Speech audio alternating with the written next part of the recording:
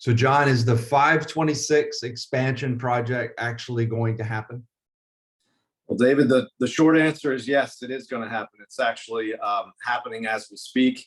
The South Carolina DOT actually got its permits for the western portion of the 526 expansion, which runs roughly from 17 in West Ashley all the way up to Virginia Avenue in North Charleston. They've got the approvals there. So they're doing the design and build, the design phase as we speak. That's roughly 10 miles of 526 that's going to go from 4 lanes, 2 lanes each direction, to a full 8 lanes, which includes the improvement of the 526 and I-26 interchange that we all know becomes a disaster during rush hour. And then actually in the few years past, even midday, that gets clogged up. So this is a much needed project, and it's a very big deal for our community. So we've got 2 sections here on this website that we've been studying, and let's talk about the west portion first. Give us an overview of that, please. Okay, so roughly the interchange at 17 and 526 in West Ashley, traveling eastbound all the way to Virginia Avenue in North Charleston. That's probably just under 10 miles. And a significant improvement with the 526 and 26 interchange. This also includes a designated exit ramp for the airport. So we all know that airport interchange is also kind of a mess. So there's going to be a designated interchange there for the airport. Right. So here, this is the airport, and you're saying there's going to be dedicated area, much more robust, so that people can just move through there more quickly. Exactly. And where your cursor is there, that's the interchange at I-26 and 526. That's going to be significantly improved again. Unfortunately, there are going to be some residents there that are going to be displaced, but there are plans in place to take care of that situation. Move people, provide housing, and that type of thing. Yeah. So the blue is that you're saying the expansion is now we're going to go to how many lanes there? 8 full lanes. So 4 and 4 in each direction. The reason it's taken so long is you got to remember, as you're traveling along that corridor, that is all raised infrastructure there. That's basically probably a 4-mile long bridge with marshland and creeks underneath it there. So there's going to be some significant engineering challenges to get that highway built. Yeah, and just from the low country myself, and there's not a lot of 4-lane anything here, except for really I-26, right? If you have that, I think what I-26 now doesn't even have that. But so for this to go to 4 lanes, I think that's a substantial improvement. Has anybody given an estimate of just how long the project's going to take to complete? Well, it's going to be multiple years. And this western portion, like I said, is going to start first. And then the eastern portion that runs through over Daniel Island and through Mount Pleasant will follow. But of course, it all has to be coordinated because you can't go from 8 lanes, down to 4 lanes without some major headaches. But look, there's multiple bridges that have to be replaced here as well. Absolutely. We've got the General Westmoreland Bridge there that spans the Ashley River on the western side. That's got to be replaced. So it's going to be a multi-year process. And everybody, just to remind you, we're here with John Teffeau, who's really been tracking the 526 expansion for many, many years for us. And this website that we're on, it's 526lowcountrycorridor.com. And there's 2 options. You can study the west side, which we've just finished talking about. Now we're going to move over to the east side, and I'll put this link for you in the notes on the call so that you'll be able to find it. So John, on the east side of the situation, what are we going to be doing? So that runs from Virginia Avenue there in North Charleston all the way down to 17 in Mount Pleasant. So there are 2 big bridges that we all know very well that have to be replaced there. So it's going to be another multi-year process. This also includes an improvement at the Long Point Road interchange, where the big port is. So they're going to have a designated truck on ramp and off ramp, which I really think will help traffic through that area, because we all know when those trucks get on the highway, that's kind of a bottleneck. Yeah. So why, and if you were living here at the time when the Daniel Island Wando Bridge closed, boy, that was painful, right? We all had to go over the same bridge for a while, and then they started to understand there was a little bit of an integrity issue with the bridge. When you say that these bridges will need to be replaced, and you're talking about the Don Holt and the Wando Bridge, are you saying that those bridges will fully be replaced or they will be repaired? No, I know for a fact that the Don Holt will be completely replaced, and most likely raised as well to get those big ships underneath of it, because we all know that there's another port on the other side there of the Cooper River, right near the paper mill. So they want to get some big ships up there as well, big container ships. So that will be raised. And then back down on the Wando River Bridge, the two bridges that were closed down a few years ago because of the structural integrity, those will also be replaced. Still up in the air about how high those are going to be, what the clearance needs to be. So the Coast Guard has to get involved to figure out what kind of traffic goes under that bridge to see exactly what the height's going to be on that one. Yeah, it's pretty interesting when you're on the Arthur Ravenel and one of the Panamax ship containers comes under fully loaded. And I know there's plenty of clearance, but man, when you're up there and you see it coming, you're thinking, is that going to get under this thing?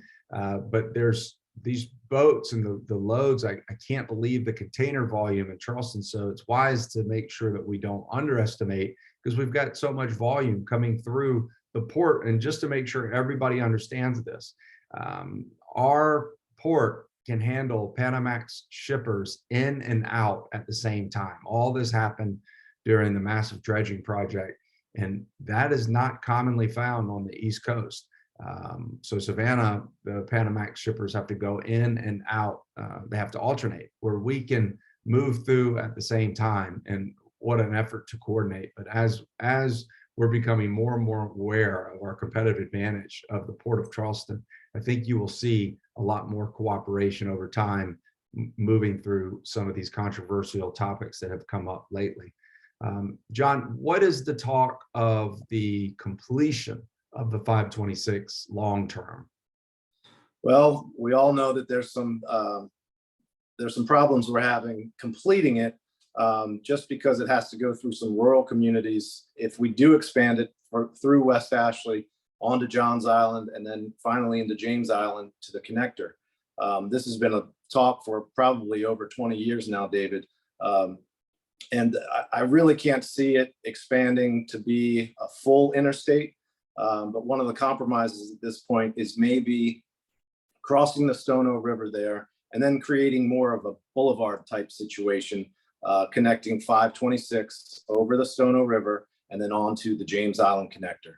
Yeah. So, it's probably going to happen. A lot of people aren't happy about it, but with our growth, we really need some more evacuation routes, and really be able to move the traffic more efficiently.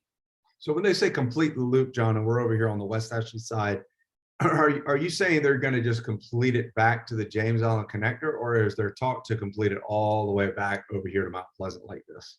No, there's no real room to go all the way to Mount Pleasant, but there is room already designated. There's a corridor that continues south there from the 526, the end there at 17, across the Stono River, and then tie it back into the James Island connector. Yeah, back in this area here. Yes. Which gives people good access back to downtown, and then ultimately you're back on the crosstown, and then you're back over to Mount Pleasant. So, well, that's very helpful.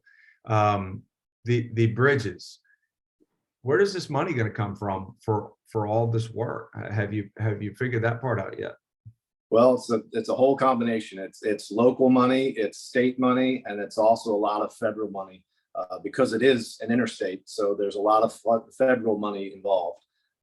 Most of the holdup has obviously been the wetlands that we're going to have to pass over. You're going to have to take, I think it's about 100 homes on that western portion, and then some businesses as well. So it's going to be, like I said, a very long process. Yeah, and so people, we're involved a couple now with a couple transactions where people have been displaced because they've started to receive notifications that their property is going to be reclaimed. It's a concept in real estate called eminent domain. It's when, for the benefit of many, unfortunately, a few people are forced to move from their homes and even their commercial businesses so that roads can be put into place. A lot of people don't understand that there's easements, that you may think a property ends at a certain place, or that a property begins and that it's your property or it's not your property. And there's utility easements all through the entire community, all around the nation. There's transportation easements for future right-of-way acquisition. And then the South Carolina DOT, which is the Department of Transportation, they have the ability and the power to come back and reclaim properties for the benefit of projects like this. And it's very frustrating when you are a property owner and you don't know what to do. John, if you were a property owner and they knocked on your door and said, oh, here's a letter that says we're going to be taking your property back in 12 months, what would you do to respond to that? Well, first steps, I'd probably get an appraisal. So we know exactly what the property is worth, so that you're not shortchanged in any way. But once something like this, David, starts going, it's very hard to get it to stop. And unfortunately, it's a much needed project. And, I hate when people are displaced, but hopefully there's some good government programs in place that will help these people once they are moved. Yeah, we've worked with properties where there has been right-of-way acquisition and people have lost pieces of their property. If we can answer any questions for you, please let me know. I tell you what I'd be doing if I lived in a residential area and I felt like, one, I'd get really wise on this information. This is public information. Most people don't know that you can call the municipality that you live in, and you can call the planning department, or you can say, do I talk to the planning department or do I talk to the transportation department? The transportation department is most likely already coordinating efforts with the South Carolina Department of Transportation, and they would be able to show you some form of a map, some form of engineered drawings that you would be able to cross-reference with your property to see, are you going to be in that area? Even if you're not in that area, you may want to also consider, is it time to sell now or time to do something else? Because you might not want to be living right next to a highway. I've been shocked over the years of being in the business, how people say, but I can hear the highway. And stuff like that just doesn't bother me that much, but I've had to pay attention to what other people have said about, we can hear it, or it's too close to 526, or it's too close to all the hustle and bustle. So get wise with where this plan is going to be and how it could affect your property. You can also call the South Carolina Department of Transportation and ask to speak to a representative to see if they could also send you some illustrations of what the proposed plans are. Don't forget, this is public information and you're entitled to know how it may or may not impact your property. And if you are a tenant in a commercial property, you're unfortunately at the mercy of what the DOT is going to want to do for your landlord, because the landlord can't stop that process. They're the ones that's impacted if you're a tenant. And of course, if you own the commercial property, then you're subject to that eminent domain process too. But John makes a good point. Get yourself an independent appraisal to understand what your market value is. If you don't want to pay for an independent appraisal, we'd be happy to give you an idea of what the property is worth if you want to share that with us, just so you know, because it's really important to understand what the value is before somebody knocks on your door and says, we'll give you X for your property. Any thoughts to add on that, John? I appreciate this information.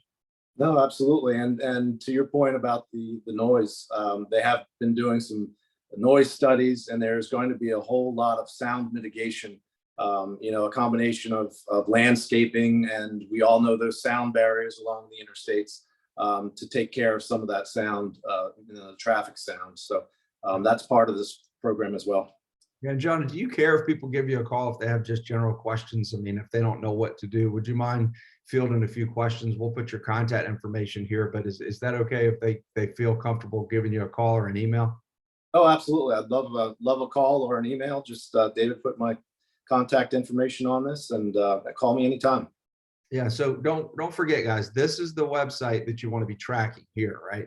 And so we'll put it into the notes for you. It's 526 lowcountrycorridor.com. When you go to the site, you can see if you're going to be impacted on the west or the east. But it's a great way, and it's organized. It's simple. You can also start tracking this with your local municipality. Again, call your transportation department. If you have already received a letter of notification and you don't know what to do, don't be afraid to spend a few dollars and call a real estate attorney. If you need contacts, we have plenty of reputable real estate attorneys, just to see, is there an opportunity? And a lot of the people I would recommend, if your neighbors are in the same situation, I would say it's probably a good idea for you guys to all get together and get on the same page and compare notes and make sure that everybody's getting a fair deal. That's good John, advice. thank you for your time. I appreciate it. This is great. We'll have all this information in the call. And just as a reminder, I'm David Seay. This is John Teffeau. We're the co-owners of a company called the Brokerage. We're a residential and commercial real estate firm. We help people with investment properties, property management. We're also business brokers.